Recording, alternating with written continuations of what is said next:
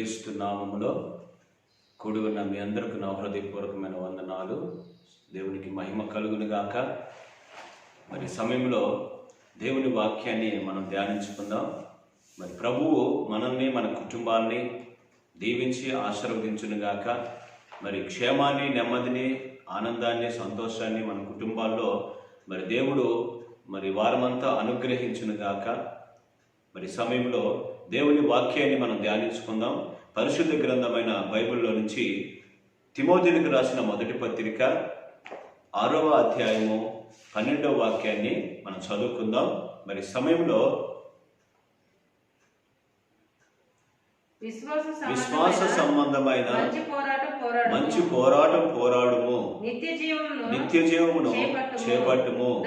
దాన్ని పొందుటకు నీవు పిలువబడి అనేక సాక్షుల ఎదుట మంచి ఒప్పుకొంటివి. చిన్న ప్రార్థన చేసుకుందాం. పరిశుద్ధుడా, నమ్మదగిన దేవా, నీతిమంతుడివైన తండ్రి, నిన్ను స్తుతిస్తూ మహిమపరుస్తున్నాం. మరి ఈ రీతిగా నీ సన్నిధి మాతో ఉంచినందుకు స్తోత్రములయ్యా. నీ వాక్యాన్ని మేము ధ్యానిస్తున్నాము. వాక్యములో ఉన్నటువంటి మాటలు మాధుర్యమైన, శ్రేష్టమైన, ఉన్నతమైనటువంటి ఉపదేశ మాటలు మాతో మాట్లాడు, నీ బిడ్డలతో మాట్లాడు, వాక్యపు వెలుగులో నడిపించమని యేసు పరిశుద్ధ నామములో ప్రార్థన చేసి వేడుకొనుచున్నాము తండ్రి. ఆమేన్. హల్లెలూయా, హల్లెలూయా. చాలా మంచిది దేవుని బిడ్డలారా. దేవుని పరిశుద్ధ గ్రంథమైన బైబిల్లో మనం చదివినటువంటి లేఖన భాగంలో ఉన్నటువంటి మాటలు ఏమిటంటే, దైవజనుడైన పౌలు గారు ఆ తిమోతితో చెప్తూ, ఎఫెసు సంఘములో ఉన్నటువంటి దైవజనుడు తిమోతితో చెప్తూ ఈ రోజున మనతో ఆయన మాట్లాడుతున్నటువంటి మాటలు ఏమిటంటే, విశ్వాస సంబంధమైన మంచి పోరాడుము, నిత్య జీవమును చేపట్టుము.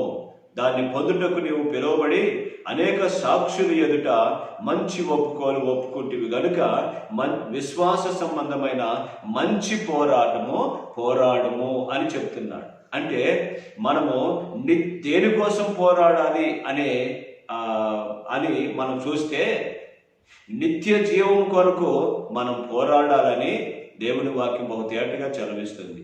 నిత్య జీవమును చేపట్టుము, దాన్ని పొందుటకు నీవు పిలువబడితివి. అనేక సాక్షుల ఎదుట మంచి ఒప్పుకుంటివి అని దేవుని వాక్యం చదివిస్తుంది. కనుక దేవుని పిల్లలమైన మనము జ్ఞాపకం చేసుకోవాల్సినట్టే, నిత్య జీవము కొరకు మనము పోరాడాలి అని దేవుని వాక్యం చదివిస్తుంది. నిత్య జీవం కొరకు పోరాడటం అంటే ఎలా పోరాడాలి అంటే, విశ్వాస సంబంధమైన మంచి పోరాడాలని దేవుని వాక్యం బహుతేటగా చదివిస్తుంది. కనుక విశ్వాస సంబంధమైన మంచి పోరాటం అంటే కత్తులు తీసుకొని పోరాడటం కాదు, లేకపోతే కర్రలు తీసుకొని కొట్టుకోవటం కాదు, లేకపోతే నోటితో తిట్టుకోవటం కాదు. నా ప్రేమ దేవుని బిడ్డలారా, పోరాటం అన్నారు కదండి. చంపుకోవటం, కొట్టుకోవటం, గుద్దుకోవటం ఇలాంటివి పోరాటం కాదు. ఇవి గొడవలు, కొట్లాటలు. కానీ విశ్వాస సంబంధమైన మంచి పోరాటం అంటే దేవుని సన్నిధిలో దేవుని ప్రజలమైన మనము పోరాడాలి. అది విశ్వాస సంబంధమైన పోరాటం. అంటే విశ్వాసంతో కూడినటువంటి మంచి పోరాడాలి. కొంతమంది చెడ్డ పోరాటాలు కూడా పోరాడుతున్నారు. కానీ అటువంటి పోరాటం కాదు, కానీ మంచి పోరాటము విశ్వాసంతో పోరాడాలని ఆయన కోరుకున్నాడు. కొంతమంది అవిశ్వాసంతో పోరాడుతూ ఉంటారు.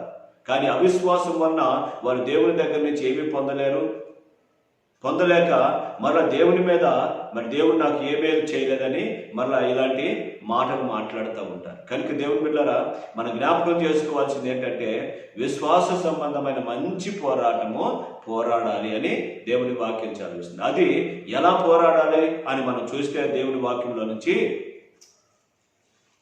అదే తిమోతికి రాసిన 2వ పత్రిక 2వ అధ్యాయము 3, 4, 5, 6 వచనాలు చదువుకుందాం. క్రీస్తు యేసు యొక్క మంచి సైనికుని వలె నాతో కూడా శ్రమ అనుభవించుము. దేవునికి స్తోత్రం, హల్లెలూయా. ఇక్కడ దైవజనుడైన పౌలు గారు తిమోతితో చెప్తున్నటువంటి మాట ఏంటంటే, మంచి సైనికుడు వలె నాతో కూడా శ్రమ అనుభవించుమని దేవుని వాక్యం చదివిస్తుంది. అంటే మంచి సైనికుడు మంచి సైనికుడు ఏం చేస్తాడంటే శ్రమ పడటానికి శ్రమ అనుభవించడానికి ఇష్టపడతాడు. ఒకరోజు ద గ్రేట్ అలెగ్జాండర్ చక్రవర్తి రాజ్య పరిపాలన చేస్తున్నటువంటి రోజుల్లో అక్కడ మరి ఆ సైనికులందరినీ యుద్ధానికి పంపించాడు. యుద్ధానికి పంపించినప్పుడు సైనికులందరూ కూడా యుద్ధానికి వెళ్ళారట. వెళ్ళినప్పుడు అనేకులు వెళ్తున్నారు. ఒక సైనికుడు అలెగ్జాండర్ చక్రవర్తి దగ్గర నిలబడి ఉన్నాడు. అందరూ యుద్ధానికి వెళ్ళారు. ఈయన మాత్రం, ఒక సైనికుడు మాత్రం అలెగ్జాండర్ చక్రవర్తి దగ్గర నిలబడి ఉంటే, నువ్వు యుద్ధానికి ఎందుకు వెళ్ళలేదు అని అతను అడిగినప్పుడు అతను అన్నాడట, నేను యుద్ధానికి వెళ్ళటానికి నాకు భయము అని చెప్పి అన్నాడంట. యుద్ధానికి వెళ్ళటానికి నాకు భయం అన్నాడంట. మరి నువ్వు సైనికుడిగా ఎందుకు చేరావు అని ఆ రాజు అడిగితే, నేను జీతం కోసము నేను సైన్యంలో చేరాను, ఏదో జీతం దొరుకుతుందని, నా కుటుంబం పోషించబడుతుందని నేను యుద్ధంలో చేరాను అని చెప్పి అతను అంటే, అయితే నువ్వు ఇప్పుడే యుద్ధానికన్నా నీ పేరు అని అడిగాడట. అడిగితే నా పేరు అలెగ్జాండర్ అన్నాడట. అయితే దేవుని బిడ్డలారా, అలెగ్జాండరా, అయితే నీ పేరన్నా మార్చుకో, లేకపోతే యుద్ధానికైనా పోయి యుద్ధమన్నా చెయ్యి, అంతేగాని నా దగ్గర మాత్రం ఊరకు నిలబడగా కానీ అలెగ్జాండర్ చక్రవర్తి చెప్పాడు. ఈ రోజున అనేక మంది మరి అలెగ్జాండర్ చక్రవర్తి పేరు పెట్టుకొని పిరికి వాళ్ళలాగా యుద్ధానికి వెళ్లకుండా ఆడ నిలబడినట్లుగా మనం చూస్తాం. అంటే ఈ రోజున అనేక మంది దైవ సేవకులతో కూడా శ్రమ అనుభవించటానికి, అంటే మంచి సైనికుడు వలె పోరాడటానికి, శ్రమ అనుభవించటానికి ఇష్టపడట్లేదు. దైవజనుడు మరి శ్రమ పడుతున్నాడు.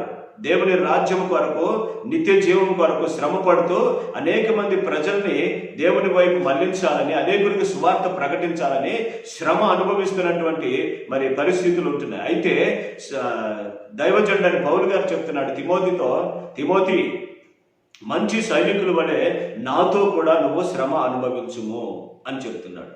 దేవుని సేవకులతో కూడా శ్రమ అనుభవించే దేవుని ప్రజలుగా మనం ఉండాలని దేవుని వాక్యం చదివిస్తుంది. కనుక ఇంకా 4వ వచనంలో, సైనికుడు ఎవడనో యుద్ధానికి పోయినప్పుడు తన్ను దండులో చేర్చుకుని వారిని సంతోష పెట్టవాలని ఈ జీవన వ్యాపారములలో చిక్కుకొనడు. దేవుని బిడ్డలారా, జ్ఞాపకం చేసుకోండి. సైనికుడు ఎవడైనా సరే మరి యుద్ధానికి పోయినప్పుడు ఆ దండులో చేర్చుకున్నటువంటి యజమానిని సంతోషపరచాలని ఈ జీవన వ్యాపారంలో చిక్కుకోడంట. ప్రాణం పోతున్నా కూడా ఆ యుద్ధ భూమిలోనే యుద్ధం చేస్తూ అలాగే చనిపోతాడు. కానీ వామ్మో, నేను యుద్ధం చేయలేను, నేను తప్పించుకొని వెళ్ళిపోయి ఈ డబ్బు కోసం నేను మరి ఆ సైన్యాన్ని విడిచిపెట్టి డబ్బు కోసం నేను వెళ్ళిపోతాను అని ఈ జీవన వ్యాపారంలో చిక్కుకోడు. దేవుని బిడ్డలారా, క్రైస్తవుడు, దేవుని ప్రజ ఎవరైనా సరే, దేవుని బిడ్డ ఎవరైనా సరే యుద్ధ భూమిలో చావటానికైనా సిద్ధపడతాడు. కానీ నిజమైన క్రైస్తవుడు యుద్ధ భూమిలో చావటానికైనా సిద్ధపడతాడు. కానీ పిరికి బంధలాగా యుద్ధం చేయకుండా పారిపోయేవాడు కాదు క్రైస్తవుడు. నా ప్రేమ దేవుని బిడ్డలారా, దేవుని వాక్యం బహు తేటగా చదివిస్తున్న మాటలు మనం చూస్తున్నాం. ఈ జీవన వ్యాపారములలో చిక్కుకోడంట. ఇంకా మనం చూస్తే 5వ వచనంలో, మరియు జడ్జి అయిన వాడు పోరాడినప్పుడు నియమం ప్రకారం పోరాడుకుంటే వారికి కిరీటము దొరకదు. నియమం ప్రకారం పోరాడాలి. జట్టిలో ఒక సైన్యం ఒక పక్క, ఇంకొక సైన్యం ఇంకొక పక్క ఉన్నప్పుడు నియమం ప్రకారం నియమ నిబంధనలు ఉన్నాయి. క్రైస్తవ జీవితానికి, క్రైస్తవ సమాజానికి నియమ నిబంధనలు ఉన్నాయి. నియమ నిబంధనలు తప్పి పోరాడమని చెప్పట్లేదు యేసుక్రీస్తు ప్రభువు. నియమ నిబంధనలతో పోరాడాలని ఆయన కోరుకుంటా ఉన్నాడు. 7వ వచనంలో, పాటుపడిన వ్యవసాయకుడే మొదట ఫలము పాలు పంచుకుంటాడు అని దేవుని వాక్యం చదివిస్తుంది. పాటుపడిన వ్యవసాయకుడు పాటుపడాలి, అనుభవాలు అనుభవించాలి. దేవుని ప్రజలు అనుభవిస్తూ ఉన్నటువంటి ఆ అనుభవాల్లో నుంచి ఒక నూతనమైనటువంటి విశ్వాసం మనలో పుట్టుకొస్తుంది. మంచి పోరాడటానికి ఆ విశ్వాసం మనకి సహాయపడుతుంది దేవుని బిడ్డ. ఇంకా మనం చూస్తే దేవుని వాక్యంలో గలతీయులకు రాసినటువంటి పత్రిక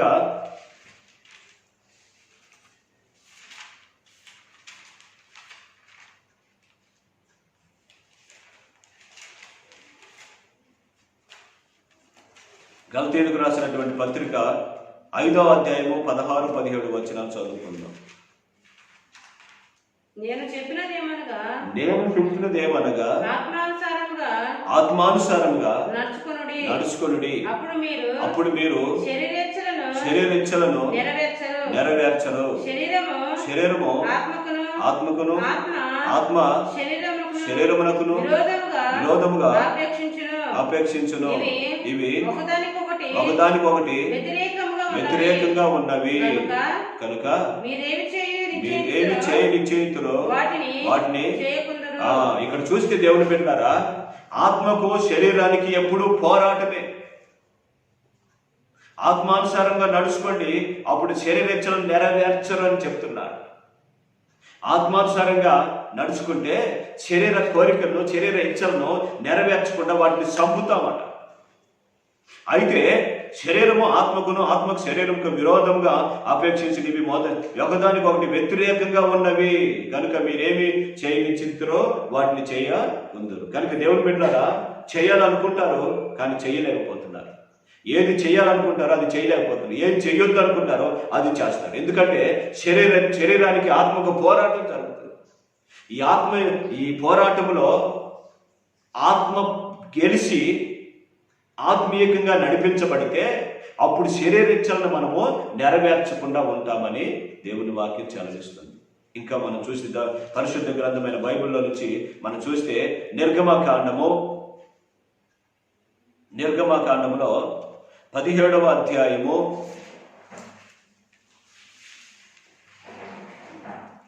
8, 9, 10 వచనాలు చదువుకుందాం.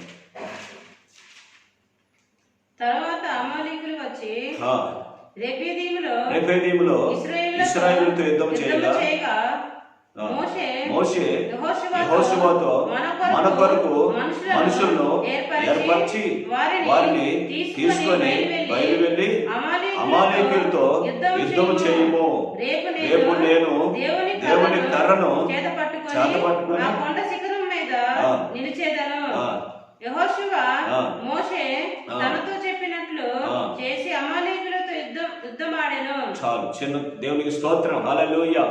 ఇక్కడ చూస్తే దేవుని బిడ్డారా, మనకందరికి తెలిసినటువంటి విషయమే. ఇక్కడ అమాలేకీయులతో మరి ఇశ్రాయేలీయులు యుద్ధము చేయటానికి బయలువెళ్తున్నారు. మోషే అన్నాడు యెహోషువని పిలిచి, యెహోషువ మన కొరకు కొంతమంది ప్రజల్ని మరి సిద్ధపరిచి వారిని రేపు యుద్ధమునకు సిద్ధపరచు, అమాలేకులతో మనం యుద్ధం చేయాలని చెప్పి మోషే చెప్పినప్పుడు యెహోషువ మాట తప్పకుండా మరి అనేక మంది ప్రజల్ని సైనికుల్ని సిద్ధపరిచి యుద్ధానికి వెళ్ళారు. మరి మోషే మాత్రం దేవుని కర్ర చేత పట్టుకొని ఒక కొండ మీదకి ఎక్కి మరి యుద్ధం ఎలా జరుగుతుందో చూద్దామని కొండెక్కి చూస్తున్నాడు. చూస్తూ ఉంటే మోషే, అహరోను, హూరు వీరు ముగ్గురు కొండెక్కి చూస్తుంటే అక్కడ యుద్ధం జరుగుతుంది, ఇక్కడ ప్రార్థన జరుగుతుంది. మోషే చేతులెత్తి ప్రార్థన చేస్తున్నాడు. మోషే చేతులెత్తి ప్రార్థన చేస్తున్నప్పుడల్లా ఇశ్రాయేలీయులు గెలుస్తున్నారు. మోషే చేతులు బొరువెక్కి కిందకు దించినప్పుడు అమాలేకీయులు గెలుస్తున్నారు. కాసేపు వాళ్ళు గెలుస్తున్నారు, కాసేపు వీళ్ళు గెలుస్తున్నారు. ఇలా గెలుస్తూ ఉండగా మోషే, అహరోను, హూరు అక్కడ యుద్ధం చూస్తూ మోషే కళ్ళు చూసినప్పుడు మోషే చేతులు పైకెత్తినప్పుడేమో ఇశ్రాయేలీయులు గెలుస్తున్నారు. మోషే చేతులు కిందకు దించినప్పుడేమో అమాలేకీయులు గెలుస్తున్నారు. అంటే ప్రార్థన యుద్ధము. దేవుని ప్రజలారా, ప్రార్థనలో పోరాడాలి, జయము మనకు లభించాలి. శత్రువుపై జయం మనకు లభించాలి, సాతానుపై జయం మనకు లభించాలి, మరణంపై జయం మనకు లభించాలి. ఈ లోకంపై జయం మనకు లభించడం కోసము ప్రార్థనలో పోరాడమని చెప్తున్నాడు. ప్రార్థనలో ఎప్పుడైతే మనం పోరాడుతూ ఉంటామో, ప్రార్థన ఆత్మ కలిగి మనం ఎప్పుడైతే ప్రార్థన ఆత్మ కలిగి జీవిస్తూ ఉంటామో అప్పుడు ప్రార్థన శక్తి ద్వారాగా జయం మనకు లభిస్తూ ఉంది. జయము అనుగ్రహించే దేవుడు, నేను లోకాన్ని జయించి ఉన్నాను, మీరు కూడా లోకాన్ని జయించుదురు కనుక మీరు పోరాడండి అని చెప్పి ఆయన చెప్తున్నాడు. నా ప్రేమ దేవుని బిడ్డారా, మోషే మరి ప్రార్థన చేస్తున్నప్పుడు అమాలేకీయులు ఓడిపోయారు, ఇశ్రాయేలీయులు గెలిచారు. కనుక అది అలాగే కొనసాగి ప్రార్థన చేస్తూ ఉండగా అక్కడ యెహోషువ జయం పొందినట్టుగా మనం చూస్తున్నాం. నా ప్రేమ దేవుని బిడ్డారా, ఇంకా మనం చూస్తే దేవుని వాక్యములో నుంచి, పరిశుద్ధ గ్రంథమైన బైబిల్ నుంచి హోషేయ పుస్తకము 12వ అధ్యాయము 3-4 వచనాలు మనం చూస్తే అక్కడ దేవుని వాక్యము బహు తేటగా చదువుతున్నటువంటి మాటల్ని మనం చూస్తున్నాం. హోషేయ పుస్తకము 12వ అధ్యాయము 3-4 వచనాలు మనం చదువుకుందాం. ఇక్కడ తల్లి గర్భమందు యాకోబు తన సహోదరుని మడిమను పట్టుకొని మగసిరి గలవాడే అతడు దేవుడితో పోరాడెను, అతడు దూతతో పోరాడి జయమొందెను, అతడు కన్నీరు విడిచి అతని బతిమాలెను, బేతేలులో ఆయన అతనికి ప్రత్యక్షమాయెను, అక్కడ ఆయన మనతో మాట్లాడెను. దేవునికి స్తోత్రం, హల్లెలూయా. ఇక్కడ చూస్తే దేవుని బిడ్డలారా, మరి యాకోబు ఆశీర్వాదం కొరకు పోరాడినట్లుగా మనం చూస్తా ఉన్నాం. ఆశీర్వాదం కొరకు ఈ సంగతి మనం చూస్తే తల్లి గర్భంలో ఉన్నప్పుడే యాకోబు పోరాడాడు.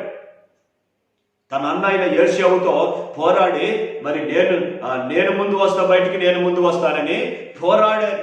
గర్భములోని పోరాడి చివరికి యోసేపు మరి బలవంతుడు కనుక అతడు బయటకు వచ్చేటప్పుడు అతని మడిమను పట్టుకొని యాకోబు బయటకు వచ్చినట్లుగా మనం చూస్తున్నాం. నా ప్రేమ దేవుని బిడ్డలారా, అక్కడ రాయబడి ఉన్న మాటలు మనం చూస్తే దేవునితో పోరాడాడు, దూతతో పోరాడి జయం పొందాడని.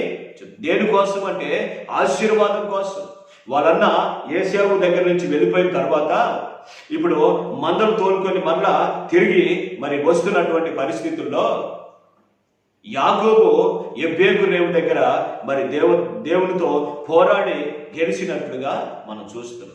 కనుక దేవుని బిడ్డలారా, అక్కడ రాత్రంతా కూడా ప్రార్థన చేసినట్టుగా ఆ ప్రార్థనలో ప్రభువా నన్ను ఆశీర్వదించు అని ప్రార్థన చేసినట్లుగా మనం చూస్తున్నాం. అంటే దేనికోసమో అతడు పోరాడాడంటే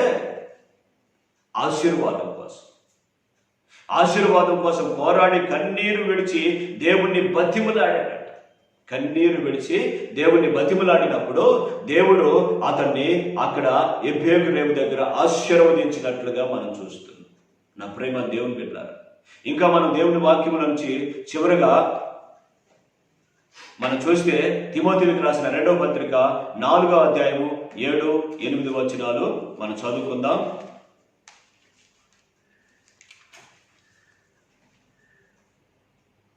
తిమోతికి రాసిన 2వ పత్రిక 4వ అధ్యాయము 7-8 వచనాలు చదువుకుందాం. మంచి పోరాటం పోరాడి తిని నా పరుగు కడముట్టించి తిని విశ్వాసము కాపాడుకుంటుని ఇక మీదట నా కొరకు నీతి కిరీటం ఉంచబడి ఉన్నది. ఆ దినమందు నీతిగల న్యాయాధిపతి అయిన ప్రభువు అది నాకు మాత్రమే కాకుండా తన ప్రత్యక్షతను అపేక్షించు వారికి అందరికీ అనుగ్రహించిన దేవునికి స్తోత్రం, హల్లెలూయా. ఇక్కడ చూస్తే దైవజనుడైన పౌలు గారు నేను మంచి పోరాటం పోరాడాను అంటే ఎప్పుడు ఈ పత్రిక రాసినంటే ఇంకా ఆయన ఎడలిపోయే కాలం సమీపించినప్పుడు, ఆయన మరి ఇంకా చనిపోతాడు అనే మరి డిక్లేర్ అయినప్పుడు ఈ పత్రిక రాస్తూ ఆయన అంటాడు, నేను మంచి పోరాటము పోరాడాను, నా పరుగుని కడముట్టించి తిని విశ్వాసాన్ని కాపాడుకున్నాను. దేవుని బిడ్డలారా, మంచి పోరాటం పోరాడే వాళ్ళు పరుగుని కడముట్టిస్తారు, పరుగు పందెంలో ఓపికతో పరిగెత్తుతారు, విశ్వాసాన్ని కాపాడుకుంటారు. విశ్వాసాన్ని కాపాడుకోవాలని, లేకపోతే విశ్వాసంలో నుంచి తొలగిపోయి పడిపోయి అవిశ్వాసం అవుతారని దేవుని వాక్యము బహు తేటగా చదివిస్తుంది. నా ప్రేమ దేవుని బిడ్డలారా, దేవుని వాక్యం చదివించినట్లుగా దైవజనుడైన పౌలు గారు మంచి పోరాటం పోరాడానని చెప్తున్నాడు. నా పరుగుని కడముట్టించాను, నేను విశ్వాసాన్ని కాపాడుకున్నాను. మనము విశ్వాసాన్ని కాపాడుకోవాలని దేవుని వాక్యం చదివిస్తుంది. విశ్వాసము కాపాడుకపోతే దేవుని రాజ్యములకు మనం వెళ్ళలేమని, నీతి కిరీటం మనకి మరి రాదని, నీటి కిరీటాన్ని మనం పొందుకోలేమని దేవుని వాక్యం చదివిస్తుంది. కనుక ఆయన చెప్తున్నాడు, ఆ దినమందు ఇక మీదట నా కొరకు నీతి కిరీటం ఉంచబడింది. విశ్వాసాన్ని పరుగుని కడముట్టించుకొని ఎవరైతే విశ్వాసాన్ని కాపాడుకుంటారో వాళ్ళ కోసం నీతి కిరీటం ఉంచబడి ఉంది. ఆ నీతి కిరీటము ఆయనకు మాత్రమే కాదట, దైవజనుడికి మాత్రమే కాదంట. ఆ దినమందు నీతి గల న్యాయాధిపతి అయిన ప్రభు అది నాకు మాత్రమే కాకుండా తన ప్రత్యక్షతను అపేక్షించి వారికి అందరికీ అనుగ్రహిస్తాడు. దేవుని బిడ్డలారా, దైవజనుడు పౌలు గారు ఆయన ప్రత్యక్షతను, యేసయ్య ప్రత్యక్షతను అపేక్షించిన వాడు కనుక పరుగును కడముట్టించాడు, మంచి పోరాటం పోరాడాడు, విశ్వాసాన్ని కాపాడుకున్నాడు. కనుకనే ఆయన కోసం నీతి కిరీటం ఉంచబడింది. ఎవరైతే దేవుని ప్రత్యక్షత కొరకు ఎవరైతే ఎదురు చూస్తున్నారో ఆయనకు మాత్రమే కాకుండా వారికి దేవుని ప్రత్యక్షత కొరకు ఎదురు చూసే వాళ్ళందరికీ కూడా నీతి కిరీటము దాచబడి ఉండి దాన్ని పొందుకోవడానికి అర్హత కలిగినటువంటి ప్రజలుగా ఉండగలుగుతారు. కనుక నా ప్రేమ దేవుని బిడ్డలారా, విశ్వాస సంబంధమైన మంచి పోరాడమని దేవుడు దైవజనుడి ద్వారాగా మనతో మాట్లాడుతున్నాడు. మరి ఇంతవరకు నువ్వు పోరాడలేకపోయావేమో, చతికిలు పడిపోయావేమో, పోరాడలేక ఇసుకు చెందుతున్నావేమో, పోరాడలేక ఓపిక నశించిపోతుందేమో, పోరాడలేక విశ్వాసంలో స్థిరపరచబడలేక విశ్వాసాన్ని కాపాడుకోలేక పడిపోయే పరిస్థితులు ఏర్పడుతున్నాయేమో. దేవుని బిడ్డ జ్ఞాపకం చేసుకో, దేవుడు నీతో మాట్లాడుతున్నాడు. దేవుడు తన మాటల్ని మనతో మాట్లాడుతున్నాడు. విశ్వాస సంబంధమైన మంచి పోరాడు. విశ్వాసాన్ని గట్టి పట్టుకో, నిత్య జీవాన్ని చేపట్టు. నిత్య జీవం కొరకు మనం పోరాడుతున్నాం. ఒకటి. రెండవదిగా, క్రీస్తు మంచి సైనికుడు వలె మనము మరి ఆయన నిత్య జీవం కొరకు పోరాడుతున్నాం. పోరాటము మనం మంచి సైనికుడు వలె పోరాడాలి దేవుని బిడ్డలారా. అలాగే ఆత్మకు శరీరానికి పోరాటం జరుగుతుంది. ఆత్మ జయించాలని, ఆత్మలో బలపరచబడాలని, ఆత్మ ద్వారా నడిపించబడితే శరీరాన్ని మరి నెరవేర్చకుండా అణిచివేస్తామని వాక్యం చదివిస్తుంది. ఇంకా చూస్తే ప్రార్థనలో పోరాడాలి. జయం కొరకు ప్రార్థనలో పోరాడండి దేవుని బిడ్డలారా. ఆశీర్వాదం కొరకు యాకోబు పోరాడి గెలిచినట్లుగా మనం చూస్తున్నాం. దైవజనుడైన పౌలు గారు తన మంచి పోరాటం పోరాడి తన విశ్వాసాన్ని కాపాడుకొని మరి తన పరుగుని కడముట్టించి విశ్వాసాన్ని కాపాడుకున్నాడు. ఆయన కోసం నీతి కిరీటం, ఆయన కోసం మాత్రమే కాదు మన కోసం కూడా నీతి కిరీటం దాచబడింది. ఆ కిరీటం కొరకు మనము ఈ పందెపు రంగంలో ఓపికతో పరిగెత్తాలని, పోరాడాలని, విశ్వాసాన్ని కాపాడుకోవాలని దేవుని వాక్యించాలి. కనుక దేవుని బిడ్డలారా, ఆ విధంగా మనము మంచి పోరాటం పోరాడి, విశ్వాస సంబంధమైన మంచి పోరాటం పోరాడి జయం పొంది దేవుని రాజ్యంలో నీతి కిరీటం పొందుకొని ఆయన సన్నిధిలో ఆయన రాజ్యం నిత్యము నిలిచి ఉండే కృపాభాగ్యం దేవుడు మనందరికీ అనుగ్రహించునుగాక. ఆమేన్. ప్రార్థన చేసుకుందాం. పరిశుద్ధుడా, ప్రేమ కలిగిన తండ్రి, ఇంతవరకు నువ్వు మాట్లాడిన ప్రతి మాటను బట్టి నీకు వందనాలు, స్తోత్రాలయ్యా. నిజముగా విశ్వాస సంబంధమైన మంచి పోరాడమని నీ ప్రజలతో, మాతో, అందరితో నువ్వు మాట్లాడు. పరిశుద్ధాత్ముడా, నీ మాటల్లో జీవం ఉంది. ఆ జీవం మాకు ప్రసాదించట కొరకే ఇదిగో ఆ నిత్య జీవంలో ఆ నీతి కిరీటం పొందుకొని నిత్యము అక్కడ నివసించడానికే నీవు మాతో మాట్లాడావు. అందుకు నీకు వందనాలు ప్రభువానికి స్తోత్రాలు. ఇదిగో నీ పిల్లలైనటువంటి వారు, చూస్తున్నటువంటి వారు ప్రతి ఒక్కరు కూడా తండ్రి విశ్వాస సంబంధమైన మంచి పోరాడడానికి సహాయం చేయి. కర్ర తీసుకోనో, కత్తి తీసుకోనో, లేకపోతే మాటలతోనో పోరాడడం కాదు ప్రభు.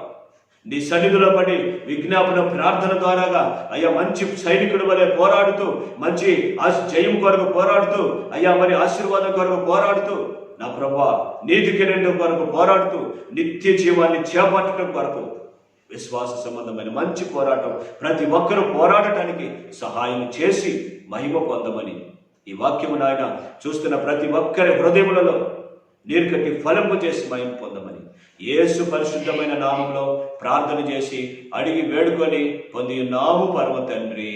ఆమేన్. మన ప్రభు అయిన యేసుక్రీస్తు వారి యొక్క కృప, తండ్రి అయిన దేవుని యొక్క ప్రేమ, పరిశుద్ధాత్మ దేవుని యొక్క అన్యోన్య సహవాసము ఎప్పుడు ఎల్లప్పుడూ సదాకాలం సకల పరిశుద్ధులకును కూడిన మనకును మరి ఈ వాక్యాన్ని చూస్తున్నటువంటి బిడ్డలందరికీ దేవుని కృప తోడైంది నిత్యము నడిపించునుగాక.